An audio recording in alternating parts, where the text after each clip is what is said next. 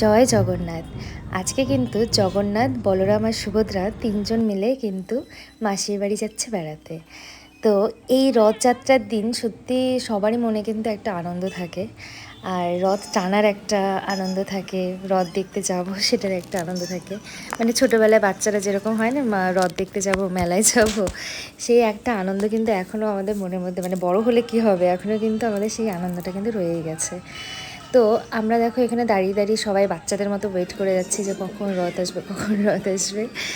আর আমরা যেই সাইডে অ্যাকচুয়ালি দাঁড়িয়েছিলাম সেই সাইড দিয়ে অনেকক্ষণ পর পর একটা করে রথ যাচ্ছিল। তো ফাইনালি ওয়েট করতে করতে দেখো রথ চলে এসছে, আর আমরা চলে গেছি রথ টানতে।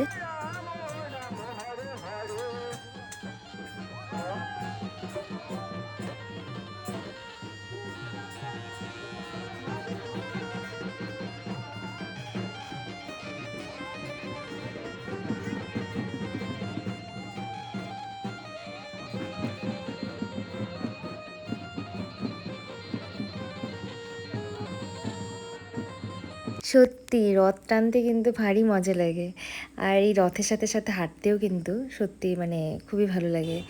তো দেখো একটা রথ চলে গেল, তারপরে আমরা গল্প করেই যাচ্ছি অনেকক্ষণ ধরে সবাই মিলে রথ নিয়ে।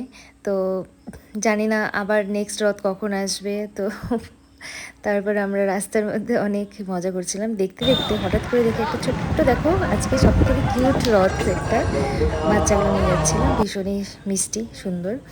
আর তারপরে আজকে সব থেকে জানি না, আমরা যেখানে দাঁড়িয়েছিলাম মানে আমাদের দেখা আজকে সব থেকে বড় রথ মনে হয়েছে।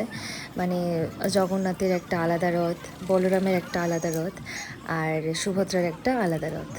তো রথগুলো কিন্তু খুব সুন্দর সাজিয়েছে, জানি না কতটা ক্যাপচার করতে পেরেছি আমি, তো মোটামুটি যতটা পেরেছি আমি কিন্তু নেওয়ার চেষ্টা করেছি। দেখো ভীষণই সুন্দর।